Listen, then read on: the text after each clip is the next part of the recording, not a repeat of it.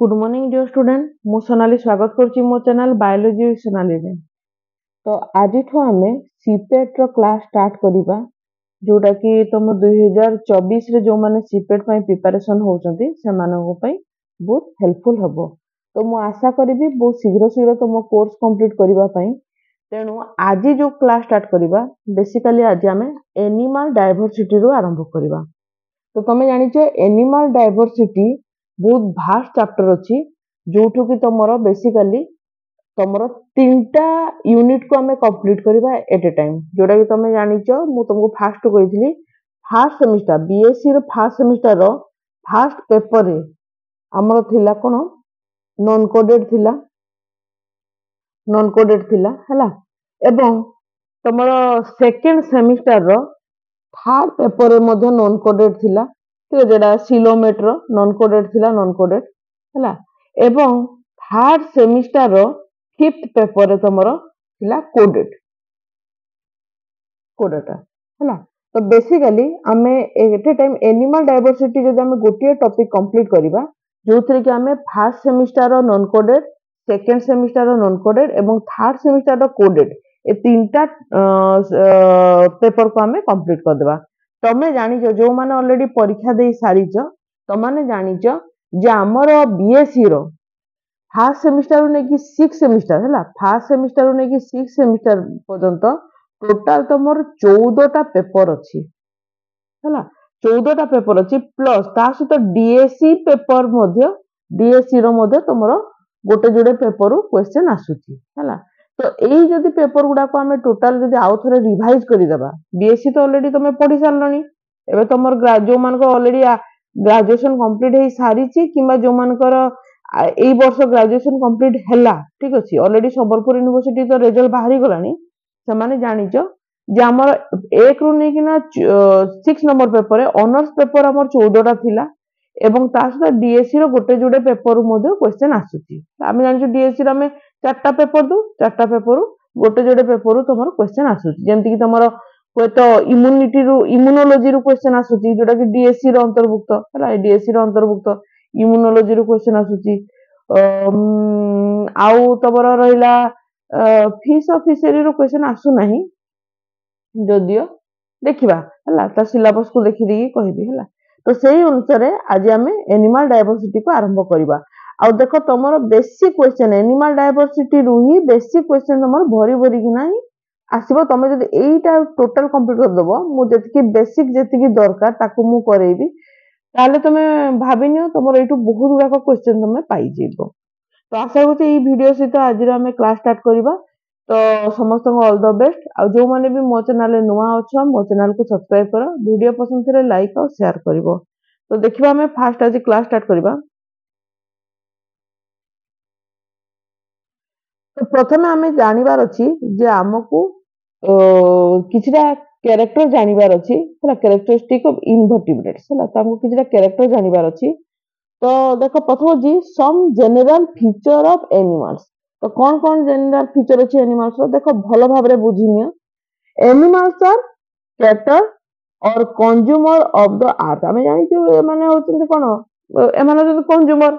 हमें ऑलरेडी जदि हमें इकोसिस्टम रे जानि सारि छु एमान को लेवल कोठी एनिमल मान को लेवल कोठी माने कंज्यूमर एमाने प्रोड्यूसन होंते कि डिकम्पोजर किछि जण जो माने अछंती तांको हमें परे पढिबा ये माने basically consumer they are heterotrophs रो अर्थ कोन एटा मध्य तमे जानिछो जे एमाने खाद्य पई फीडिंग हैबिट पई एमाने अन्य ऊपर निर्भर करंती प्रत्यक्ष हो बा परोक्ष हो अन्य ऊपर निर्भर करंती। तो एमाने कोन हेबे हेट्रोट्रॉप्स हेबे एंड डिपेंड डायरेक्टली और इनडायरेक्टली ऑन द प्लांट आउ जानिछो हमें कोन प्लांट माने कोन जो माने फोटोसिंथेटिक माने थांदी एमान कोन फोटोसिंथेसिस कैपेसिटी अछि एवं प्लांट सहित आउ कोन फोटोसिंथेटिक प्रोटिस्ट आल्गी और ऑटोट्रॉपिक बैक्टीरिया फॉर नरिशमेंट। तो माने कोन होती ऑटोट्रॉपिक जो ऑटोट्रॉपिक बैक्टीरिया माने कोन ऑटोट्रॉपिक बैक्टीरिया माने जो माने निज खाद्य निजे प्रस्तुत करंती फोटोसिंथेसिस माने कोन एमाने मध्य कोन करंती सनलाइट रो उपस्थिति रे बा सूर्य रो उपस्थिति रे एमाने मध्य निज खाद्य निजे प्रस्तुत करंती जेमति कि किछटा आल्गी हे थाउ बा जेति कि ग्रीन प्लांट होंतु समस्ते हैला। Animals are able to move from place to place in search of food. In most ingestion of the food is followed by digestion in the internal cavity. तो एमाने बेसिकली खाद्य search भी करती एवं एमानक जो खाद्य अच्छी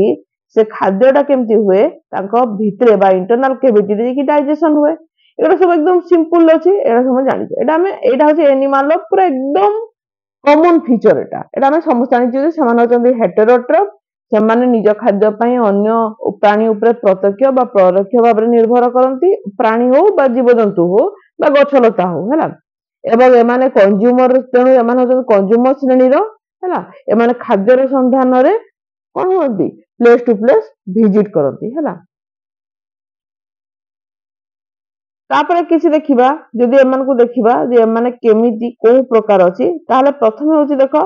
ମଲ୍ଟି ସେଲୁଲାର ହେଟେରୋଟ୍ରଫ୍ସ କଣ ବୁଝିବା all animal are multicellular heterotrophs the unicellular heterotrophic organism called protozoa तो प्रथम आम जानी जेतिक एनिमल्स अच्छे ताको आम दी भाग जदि करदेबा ताको खाद्य को देखीदेले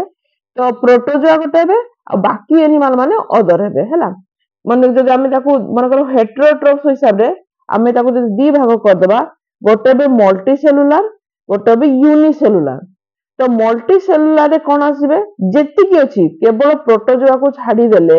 बाकी जहाँ भी अछंती समस्त हमर मल्टी सेलुलर अंतर्गत हेबे हैला तो एमन कोन which were at one time regarded as a simple animals are now considered to be member of the kingdom Protista the large and diverse group तो एमाने कोन एमाने हम सब कोन सिंपल एनिमल आउ वर्तमान ए प्रोटोजोआ मान को आमे किंगडम प्रोटिस्टा रो अंतर्गत नैचो जोडा होती लार्ज एवं डाइवर्स ग्रुप अछि एमानकर हैला देखो diverse in form almost all animals 99% are invertebrate lacking a backbone एमानको बेसिकली कोन इनवर्टिब्रेट माने कोन बेसिकली एमानको नोटोकॉर्ड प्रेजेंट न थाए बा एमाने होचंदी कोन ताको बैकबोन न थाए हैला of the estimated 10 million having living animals species हैला पाखापाखी कोन पाखापाखी 10 million living species अछंती only 42,500 have a backbone and are referred as vertebrate हैला तामाने बुझी पलो तो माने 10 million पाखापाखी होजंती तमरो कोन जो मानको इनवर्टिब्रेट आउ केवल 42,500 पाखापाखी अछंती जो माने एटा जोटे अप्रोक्सीमेटली कैलकुलेशन हैला जो माने वर्टिब्रेट्स अछंती the animal kingdom include about 35 phyla हैला most of which occurs in the sea हैला far fewer phyla occurs in fresh water and fewer still occurs in land ता माने कोन पाखापाखी 35 phyla अछि फाइलम अछि फाइलम जानिछ तमे फाइला अछि तार प्लुरल फॉर्म रे 35 फाइला अछि एवं एमानक थारो अधिक बेसी फाइलम तमरो कोन होय बेसी भाग फाइलम तमरो पानी रे देखा जाय सी वाटर थांती हला किछि जन तमरो फ्रेश वाटर रहंती आउ बहुत कम एनिमल्स अछंती जो माने कि तमरो लैंड रे बसवास करंती मेंबर्स ऑफ 3 फाइला जेरा जे आर्थ्रोपोडा आर्थ्रोपोडा अंतर्गत किए कि जीव तुम स्पाइडर हो बा इनसेक्ट हो मोलुस्का जेरा जे हमर स्नेल आउ कोडाटा वर्टिब्रेट्स हैला एमानो जदि कोन dominate animal life on land एमाने बेसिकली डोमिनेट एनिमल थांती जे माने कि लैंड रे रहंती हैला किछरा बसवास करंती लैंड रे हैला बा तमरो टेरेस्ट्रियल फॉर्म रे माने रहंती नेक्स्ट देखिबा हम जदि no cell wall कौन animal cell are distinct among multicellular organism because they lack rigid cell wall and are usually quite flexible ता माने कोन जेति कि तमे एनिमल्स अछंती से एनिमल्स मानकर कोन अछि तांगर सेल वॉल न था एटा हम जानिछु आगु भी जानिछु हम सेल विषय पढिछु जेतबे जानिछु एनिमल मानकर सेल वॉल न थाए 4 नंबर पॉइंट इछि active movement the ability of animals to move more rapidly and in more complex way than member of other kingdom is perhaps their most striking characteristic and one that is directly related to the flexibility of their cell and the evolution of nerve and muscle tissue. तो basically एमानकर ability कौन था move करबा पई rapidly move करंती माने हला and more complex way than member of other kingdom काहे ना एमानकर मूवमेंट बहुत विभिन्न प्रकार मूवमेंट अछि हमें पढिबा सेबले जानिबा हला तो एमानकर फ्लेक्सिबिलिटी केमति थाए एमानकर सेल गुडा को प्रकार थाए हला तो आ विषय में पढिबा तापर देखिबा हमें ताकर sexual reproduction most animal reproduce sexually hala animals egg which are non-motile are much larger than the small usually flagellated sperm ଆମେ जो sperm टा होची तमर कोन मोटाइल एवं flagellated थाए एवं एमाने कोन होती एमाने मूव करके कोन होती तमर फीमेल लो एक पाकु जिबे तो एक गुडा कोन थिबे नॉन मोटाइल थिबे तो एमान को नॉन मोटाइल थिबे किंतु आ स्पर्म तुलना रे से माने लार्जर थांती एटा मध्ये हमें जानिचु आ सेठी कोन हो से मानकर तांकर फर्टिलाइजेशन हुए in animal cell form in meiosis function directly आज गेमेट तो एमान को एगुडा को सब गेमेट कोन कोटा गेमेट तमर फीमेल लो एक बा ओभा हो बा मेल लो कोन हुए स्पर्म हला तो एबा हो गेमेट तो ई गेमेट गुडा को तबर कोन होते बाहर थे बाहला परे the haploid cell do not divide by mitosis first as they do in plant and fungi तापर जोटा haploid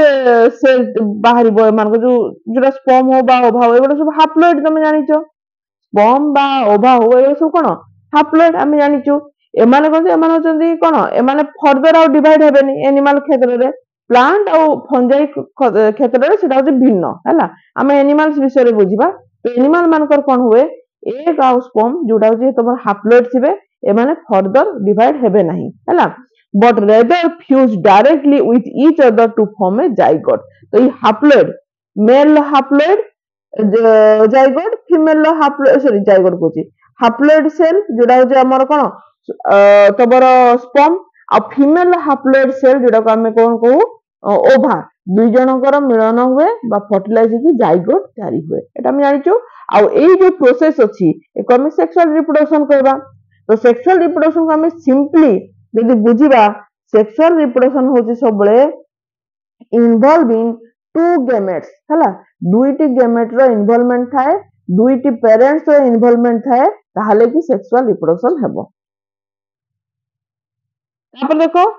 एम्ब्रियोनिक डेवलपमेंट जदि हम देखिबा एम्ब्रियोनिक डेवलपमेंट देखो most animal have a similar pattern of embryonic development प्राय तो जेते एनिमल समस्त का एम्ब्रियोनिक डेवलपमेंट सिमिलर थाए the zygote first undergoes A series of mitotic division called cleavage हमें जानिचु तमर जो जाइगोट तयारी हला एरे सब प्लस 2 रे देखो फर्स्ट चैप्टर रे तमर ह्यूमन रिप्रोडक्शन रे भी हमें प्राय तो सब क्लियर हो जाइछु पढिछु तो बेसिकली कोन हुए जाइगोट तयारी हला जाइगोट तयारी हला पर ये कोन करे तार फर्दर सेल डिवीजन स्टार्ट हुए जब फर्दर सेल डिवीजन स्टार्ट हुए तमे जानिचो गो सिंगल जाइगोट रो तमर कोन हुए दीटा सेल रु चारटा सेल रु आठटा सेल तामने कोन बड़ी बड़ी सेल रो संख्या बड़ी बड़ी जाउची सेल गुडी को मल्टीप्लाई हेउची तामने कोन माइटोटिकली सेल डिवीजन करले आ एई जो डिवीजन जो हुए ई जो प्रोसेस को कहै दे क्लीवेज हला and becomes a solid ball cell जाको हमें मोरुला कहू तो जेतेबेले मने कर एटा गोटिए जाइगोट हला तो गोटिए जाइगोट रो एंती प्रथमे होची सेल डिवीजन होबो एंती तापर केमती होबो एई प्रकार सेल डिवीजन होबो तापर देखो 8टी आसला एंती सेल डिवीजन होबो तो 8टा रु 16टा एंती सेल डिवीजन होबो तो एई प्रकार जो सेल डिवीजन गुडा कहला तो बेसिकली एई जो सेल गुडी को छोटो छोटो जो सेल गुडा अछि एटा मुलबेरी टाइप रो देखा जाय तो मुलबेरी रो आमे ताको कहिलु मोरुला हैला then a hollow ball of cell blastula तयारी हुए तापर तो ब्लास्टुला तयारी हबो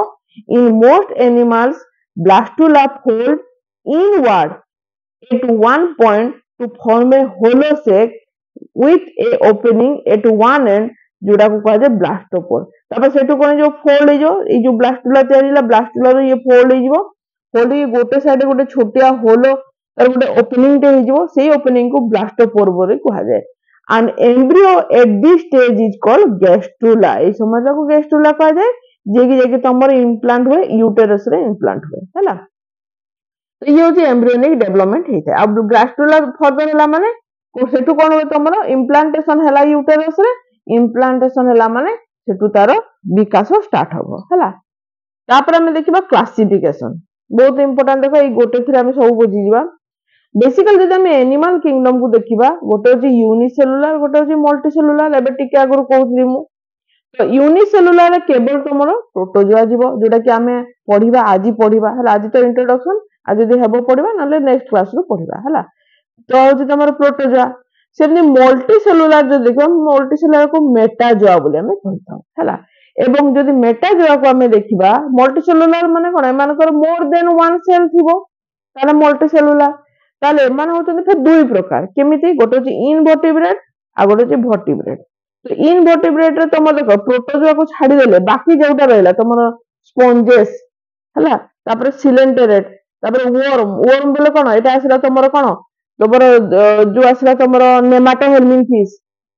हैला नेमाटोहेलमिन्थिस तुम लिखि दे पारो नेमाटोहेलमिन्थिस आस जोटा हम आस्केलहेलमिन्थिस तापर तुमर प्लाटीहेलमिन्थिस हैला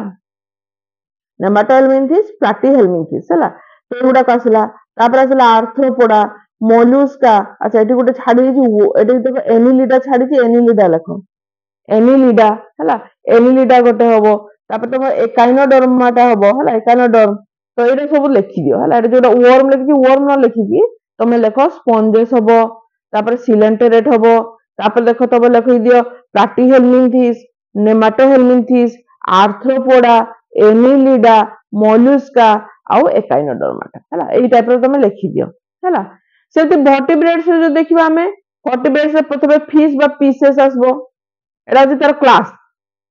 है वर्टिब्रेट्स बहुत गुडा तार क्लास अछि पांचटा क्लास अछि हमें पांचटा जदी क्लास को देखि देबा बेसिकली कोन अछि पांचटा क्लास भीतर प्रथम आसी फिशेस तापर एम्फिबियन रेप्टाइल बर्ड्स और मामल हैला तो एठी देखो इनवर्टिब्रेट और वर्टिब्रेट भितरे गोटे जिनस थाए जोटा को आम प्रोटोकोडाटा कही था प्रोटोकोडाटा अच्छा प्रोटोकोडाटा माने कोन एमाने ना इनवर्टिब्रेट रे जिबे ना वर्टिब्रेट रे जिबे किछिटा स्टेज रे एमानकर कोन हुए वर्टिब्रेट्स देखा जाए किछिटा किंतु जेतबेला माने एडल्ट को आसी जानती एमानको वर्टिब्रेट न थाए आ वर्टिब्रेट भी केमिति देखा जाए तब देखो प्रोटोकोडाट होची तुम तीन प्रकार गोटे तुमर हेमिकोडाट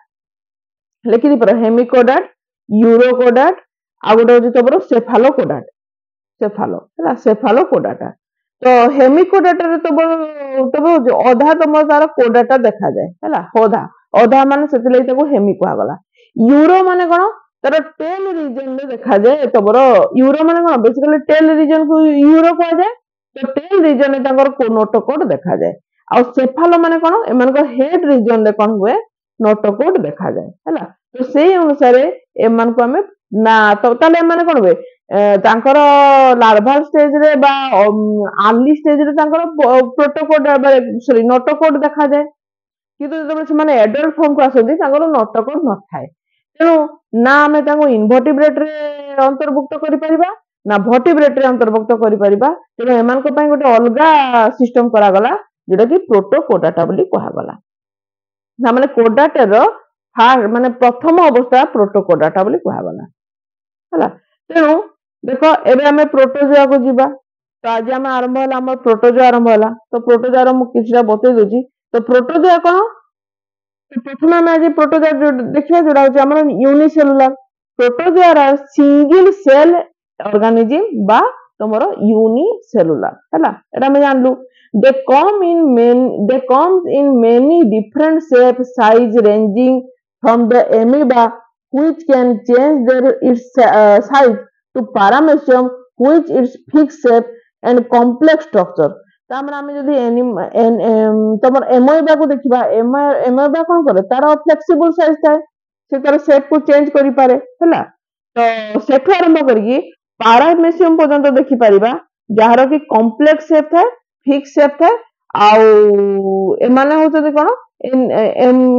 एमोएबा रो टिके कॉम्प्लेक्स हैला टिके कॉम्प्लेक्स माने हैला They live in wide variety of moist habitat including fresh water, marine environment and soil. तो एमाने बेसिकली तुम मोइस्ट हैबिटेट माने अर्थात ओदालिया जगह रहिबा पई पसंद करंती किंबा तुमरो फ्रेश वाटर हो मेराइन एनवायरनमेंट हो किंबा सॉइल रे रहंती प्रोटोजोआ जदि हमें तार जदि डेफिनेशन को देखिबा protozoa are eukaryotic unicellular organism which lack of cell wall ହେଲା एरा होची lack of cell wall ହେଲା तापर हमें आसो देखिबा major distinctive character of protozoa होची हमर जनरल कैरेक्टर होला हमें जनरल कैरेक्टर गुडा को देखिबा होला तो प्रथम they do not have cell wall सेमान को कोनसी प्रकार सेल वॉल नहीं होला somehow possess flexible layer a pellicle or rigid shell of inorganic material outside of the cell wall